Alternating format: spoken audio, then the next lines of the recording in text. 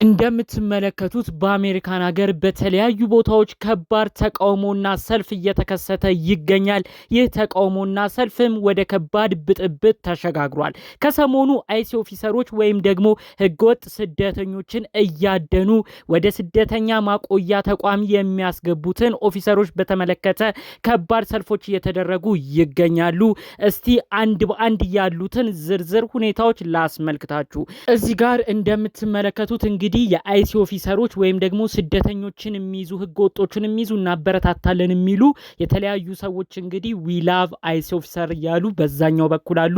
በዚህኛው በኩል ደግሞ እንግዲህ እኛ አይሲ ኦፊሰሮችን አንፈልግም፣ አይሲ ኦፊሰሮች መብት እየተጋፉ ነው፣ የተለያዩ ቦታ ወይም ማቆያዎችም ሰው ሲያስሩ የዛ ሰው ደህንነት ባልተጠበቀበት መልኩ ነው የሚያደርገው በማለት ደግሞ እንግዲህ አይሲ ኦፊሰሮችን አንፈልግም የሚሉ ሰዎችም በሌላ በኩል ሆነው ተቃውሞ ሰልፍን እያደረጉ ይገኛሉ። እዚህ ጋር እንደምትመለከቱት ታዲያ አሜሪካን ሀገር ፖሊሲ እንግዲህ አይሲ ኦፊሰሮችን እንደግፋለን በሚሉ ሰዎችና እንቃወማለን በሚሉ ሰዎች መካከል ከባድ ብጥብጥ ተነስቶ ህዝቡ እርስ በርስ እንዳይጣላ እንደምትመለከቱት ብረት በዳርና በዳር አቁመው ነው ሁለቱ የተለያዩ አላማዎች ሰልፍ የወጡ አካላቶች እንዳይገናኙ ፖሊሶች ሲጥሩ የነበረው። እንደምትመለከቱት በዚህ በኩል ያሉ ዊ ሰፖርት አይሲ ኦፊሰሮችን እንደግፋለን፣ በጣም ጥሩ ስራ ነው የሚሰሩት፣ የማያስፈልጉ ህገወጦችን እያያዙልን ነው፣ እነሱን እያደኑ ነው፣ የማይሆኑ ስደተኞችን እያያዙ ነው ብለው ነው እንግዲህ ዊ ሰፖርት እያሉ በመፈክር መልክ እንደምታዩቸው የምናያቸው። በዚህኛው በኩል ደግሞ ያሉ ሰዎች የተለያዩ መፈክሮችን ሳይዙ በተለያዩ ቃላቶች ነበሩ አይሲ ኦፊሰሮችን አንፈልግም፣ የተለያዩ ጥሰት እያደረጉ ነው፣ ስደተኞች ላይ ጫና እያመጡ ነው እያሉ ሲናገሩ የነበረው። በዛ በኩል የነበሩ ሰዎች በስተመጨረሻም ዊ ላቭ አይሲ ኦፊሰሮችን እንወዳቸዋለን፣ በተለይም ደግሞ ብዙ የፖለቲካ ፓርቲዎች በዶናልድ ትራምፕ ያሉ ግለሰቦች የሚጠቀሙትን ቃል በመጠቀም ጭምር ሜክ አሜሪካ ግሬት አጌን፣ አሜሪካንን እንደ በፊት ጊዜ ጠንካራ አድርጉልን፣ በሀገራችን ተቀምጠው በአሜሪካን ሀገር ሆነው ህገወጥ ሆነው ብዙ ነገር የሚያደርጉ ሰዎች ላይ የሚደረገው ቁጥጥር በጣም እንደግፈዋለን፣ በአጠቃላዩ ሀገራችን አሜሪካ እንደ በፊት ጊዜዋ ጠንካራ እንድትሆን እንፈልጋለን በማለት ነው እየደጋገሙ ሜክ አሜሪካ ግሬት አጌን እያሉ መፈክሩ ላይ ሲያሰሙ የነበረው ማለት ነው። ከሰሞኑ እንግዲህ በአሜሪካን ሀገር በተለያዩ ቦታዎች ተቃውሞ ሰልፎች መወጣቱን አስመልክቶ አዳዲስ መረጃዎች አሁን ላይ እየወጡ ይገኛሉ። በአጠቃላይ ይህ ተቃውሞ ሰልፍ እንዴት ተደረገ? ምንስ ነው ምክንያቱ? አይሲ ኦፊሰሮች ምንድነው ስራቸው? የተለያዩ ሰዎችንስ ያድናሉ የተባለው ነገር እየቀጠሉበት ነው ወይ? የተባሉ የተለያዩ ጥያቄዎች እየተነሱ ይገኛሉ። ጠቅለል ባለ መልኩ እኛም በዛሬው መረጃዎቻችን አይሲ ኦፊሰሮች ማናቸው የሚለው በተለይ ግልጽ ላልሆነላችሁ ሰዎች፣ እንዲሁም ደግሞ ከሰሞኑ በአሜሪካን ሀገር ታላቅ ተቃውሞን እንዲቀሰቀስ ብጥብጥም እንዲመጣ ያደረገው አይሲ ኦፊሰሮች ስደተኞች ህገወጦችን እየተቆጣጠሩ ወደ ስደተኞች ማቆያ ወይም ደግሞ ዲቴንሽን ሴንተር ካስገቧቸው በኋላ ወደ ሀገራቸው እንዲመለሱ እንዲሁም ደግሞ በዲቴንሽን ሴንተርም አጠቃላዩ በሚቆዩበት ጊዜም ከባድ ችግር እየገጠማቸው ነው ተብለው ስለተነሱ ከባድ ሁኔታዎችና ተቃውሞ ስላስነሳው ጉዳይ በዝርዝር እንነግራችኋለን።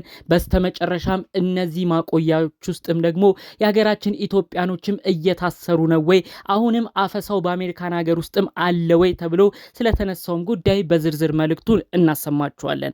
ሰላም ጤና ይስጥልን ውድ የሀገሬ ልጆች፣ በተለያዩ ዓለም ሀገራት የምትገኙ በያላችሁበት ሀገር ሰላማችሁ ይብዛልኝ። ዛሬም አዳዲስ በሆኑ መረጃዎች ብቅ ብለናል። ለዚህ ቻናል አዲስ ከሆናችሁ ሰብስክራይብ በማድረግ ሁሌ የምንለቃችሁ ቪዲዮዎች እንዲደርሱ ይሁን። ቀጥታ ይዘን ወደ መጣ ነው ዝርዝር መረጃዎቻችን እናመራለን። በቪዲዮ መግቢያ ትንሽ ምልከታውን እንዳሳያችሁ ከሰሞኑ ኒው ጀርዚ በተባለው አካባቢ ከባድ የተባለ ተቃውሞ ተከስቷል። ይህም ተቃውሞ እንግዲህ አይሲ ኦፊሰሮች ላይ የመጣ ነው። አይሲ ኦፊሰሮች ማለት ኢሚግሬሽን ከስተምስ ኢንፎርስመንት የምንለው ነው። እንግዲህ ቀለል ባለ መልኩ ለማስረዳት ያህል የተለያዩ ህገወጥ ስደተኞችን እያፈሱ ወደ ስደተኞች ማቆያ ቦታ እንዲጨመሩ የሚያደርጉ ሰዎች ናቸው። በስተመጨረሻም ያ ሰውዬ ወይም ያ ግለሰብ ስደተኞች ማቆያ ቦታ ከገባ በኋላ ኬዙ በደንብ ታይቶ ውሳኔም ተሰጥቶበት ወይ ወደ ሀገሩ ዲፖርት እንዲደረግ ይደረጋል። ካልሆነም ደግሞ የተለያዩ ውሳኔዎች የፍርድ ሂደቶችም የሚያጋጥምበት ጊዜ አለ። እነዚህ ሁሉ አንድ ግለሰብ ላይ እንዲፈጸም የሚያደርጉት አይሲ ኦፊሰሮች ይባላሉ። አዳኝ የሚል ትርጉምም ቀጥታ አቻፍችው ሊሆን ይችላል። ታዲያ እንግዲህ እነዚህ አይሲ ኦፊሰሮች በሰሞኑ ትልቅ ተቃውሞ እየደረሰባቸው የሚገኘው የተለያዩ ማቆያ ጣቢያ ውስጥ ሰዎችን በሚያስገቡበት ሰዓት ህገወጥ ተብለው የተፈረጁ ስደተኞችን ይዘው በዛ ማቆያ በሚያስቆዩበት ሰዓት ትክክለኛ የሆነ አሰራር አይደለም የሚከተሉት። የሚከተሉት። ማቆያ ጣቢያ ውስጥ ረጃጅም ጊዜ ነው አሁን ላይ ሰዎችን እያሰሩ የሚገኘው። ቶሎ ፍርድ እንዲሰጥ አያረጉም። በመቀጠልም ደግሞ እንግዲህ እዛ ማቆያ ጣቢያ ውስጥም የሜዲካል ወይም ጤና እንዲሁም ደግሞ የምግብ ሁኔታውም ጥሩና ጤናማ አይደለም። አጠቃላይ ለነዛ ስደተኞች የሚደረገው ነገር እንክብካቤ የጎደለው ነው በማለት ነው እንግዲህ አይሲ ኦፊሰሮችን የሚቃወሙ ሰብሰብ ያሉ ህዝቦች ሰላማዊ ሰልፍን ወጥተው የነበረው። በተከታታይ ቀናት ነው ሰላማዊ ሰልፉንም ሲያካሂዱ የነበረው። በስተመጨረሻም ከተለያዩ የህግ አካላቶች ፖሊሶች ጋርም ይሄ ግጭት እንዲከሰት ሆኗል። አይሲ ኦፊሰሮችን የሚቃወሙት እነዚህ አካላት ትክክለኛ ፍርድ ይሰጥልን፣ አይሲ ኦፊሰሮች ዝም ብለው ህገወጥ ስደተኞችን እየያዙ በማቆያ ጣቢያም ያለ አግባብ ረጅም ጊዜን በእስር ቤት እንዲያቆዩ እያሆነ ነው ሰዎች ዘመዶቻችንን። ስለዚህ ይሄ ነገር ልክ አይደለም እያሉ ነው በከባዱ ተቃውሟቸውን ሲያስነሱ የነበረው። በአጠቃላዩ ደግሞ እንግዲህ ይህ ውሳኔ እስከ መጨረሻው በደንብ ይታይልን።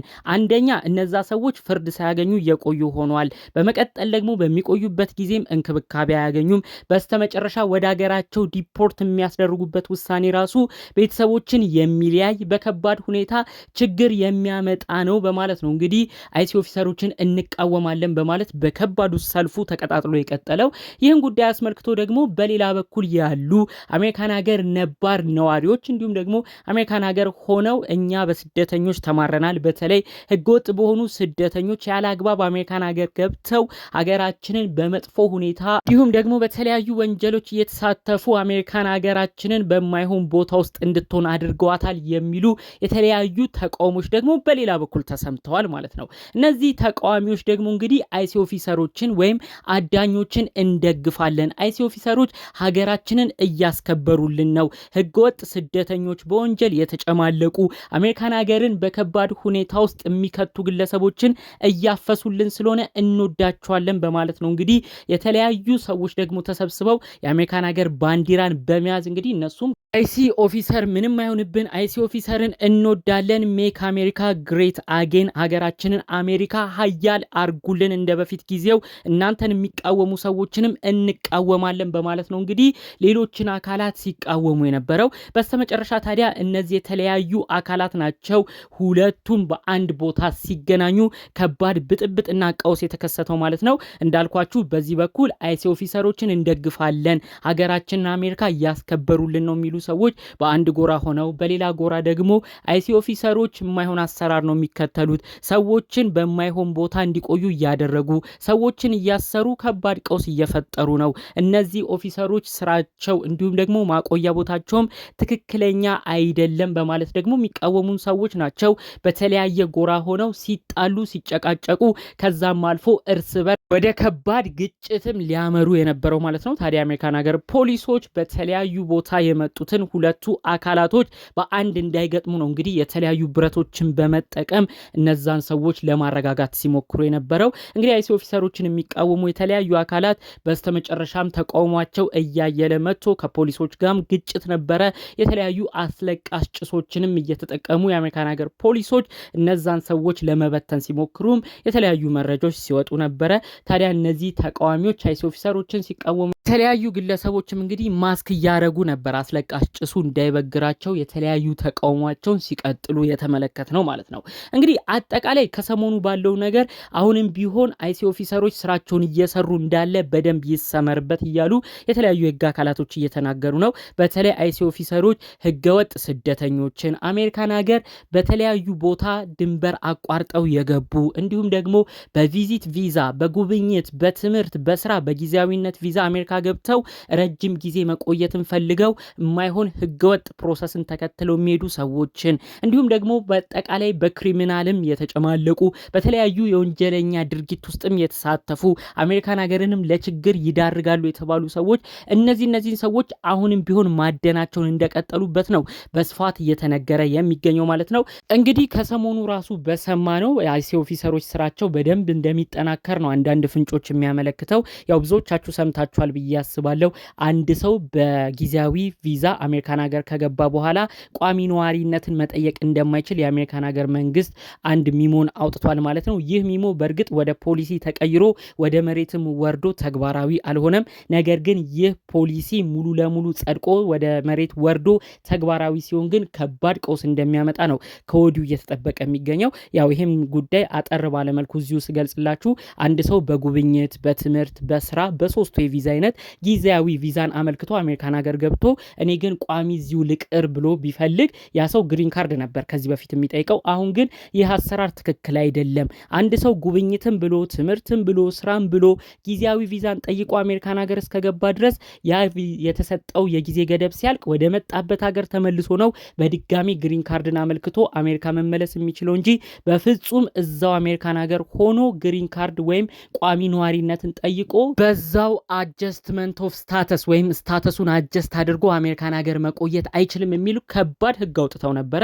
ታዲያ በዚህ ጉዳይም እንግዲህ ይሄ ነገር ወደ ፖሊሲነት አልፎ ወደ መሬት ከወረደ ብዙ ሰዎች ናቸው የሀገራችን ኢትዮጵያን ጨምሮ በተለያዩ ቦታ ኦቨርስቴ አድርጎባቸው የቪዛ አይነታቸው ወይም ከተሰጣቸው የቪዛ ጊዜ አልፈው አሜሪካን ሀገር እየኖሩ ያሉ ሰዎች እነሱ ሁሉ እንግዲህ በአይሲ ኦፊሰሮች የመታደን እድላቸው እየጨመረ እንደሚመጣና እንግዲህ እነዚህም ግለሰቦች ወደ ዲቴንሽን ሴንተር ወይም ደግሞ እነዚህን ሰዎች ወደ ማቆያ ህገወጥ ተብለው የተፈረጁ ስደተኞችን ወደ ማቆያ ቦታ እንደሚመለሱም ጭምር ከወዲሁ መረጃዎቹ እየወጡ የሚገኘው። ታዲያ እንግዲህ ደግሞ አይሲ ኦፊሰሮች ላይም ብዙ ተቃውሞ የተነሳው ኒውጀርዚም የነበረው ይህ ድርጊት ደግሞ ዲቴንሽን ሴንተር ማቆያው ቦታ በጣም ብዙ ነገር የጎደለው ነው፣ ጤና እንክብካቤ የምግብን በደንብ የለውም እያሉ ነው ሲቃወሟቸው የነበረው። ከዛም በላይ አንድ ሰው ውሳኔ ሳይሰጥበት በዛ ማቆያ ለረጅም ጊዜ ይቆያል። ከዛም ባለፈ መልኩ ራሱ ትክክለኛ ባልሆነ መልኩ ነው ዲፖርት የሚደረገው ከቤተሰቡ ካለው ዘመድ ተለያይቶ ተቆራርጦ እያሉ ነው እንግዲህ ብዙ ተቃውሞች ሲነሳ የነበረው ማለት ነው። እንግዲህ እነዚህም የተለያዩ ግለሰቦች በሰሞነኛው ህግ ራሱ ብዙ ሰው ወደዚህ ማቆያ ቦታ አምርቶ ረዘም ላሉ ጊዜያቶች በዛ ማቆያም ሊቆይ ይችላል እየተባለ ነው ከወዲሁ ስጋቶች ሁሉ ከፍ እያሉ የመጣው ማለት ነው። እንግዲህ የተለያዩ የሀገራችን የህግ ባለሙያዎች በተለይ በአሜሪካን ሀገር የተለያዩ ስደተኞችን በፕሮሰሳቸው የሚያማክሩ የተለያዩ የህግ አካላቶች እያሉ የሚገኘው አሁንም ቢሆን ከሰሞኑ በሚወጡት አዳዲስ ሚሞዎች በተለይ ደግሞ አንድ ሰው በጊዜያዊነት ፍቃድ አሜሪካን ሀገር መጥቶ ግሪን ካርድን መጠየቅ አይችልም። ግሪን ካርድ ለመጠየቅ እዛው ሀገሩ ኢትዮጵያ ወይም ደግሞ ወደ መጣበት ሀገር የተለያየ ሀገር ዜጋ ይመለስ የተባለው ህግ መሬት እስኪወርድ ድረስ ሰው አይደናገጥ፣ ፕሮሰሱን ፔፐሩን የህግ አማካሪውን እያማከረ ፕሮሰሱን ሁሉም ሰው እንዲቀጥልበት ነው ምንለው እያሉ ነው እንግዲህ የተለያዩ መልእክቶች እያስተላለፉ የሚገኘው ማለት ነው። እኛም ዛሬ ላይ ማለት የምንፈልገው ይህንን ነው። እንግዲህ ህጎች ወርደው መሬት ላይ እስኪጸድቁ ድረስ የተለያዩ ግለሰቦች እንግዲህ ስታተሳቸውን የሚቀይሩ ሳይደናገጡ ስታተሳቸውን እንዲቀይሩ ያላቸውን ወረቀትም ከወዲሁ እንዲያስተካክሉም ጭምር ነው መልእክታችንን ማስተላለፍ የምንፈልገው። ጠቅለል ባሉ መረጃዎቻችን እንግዲህ ለዛሬ ይዘን የመጣ ነው ይህን ይመስል ነበር። በሌሎች አዳዲስ ቪዲዮዎች እስክንገናኝ ሰላሙን ሁሉ ተመኘውላችሁ። ሰላም።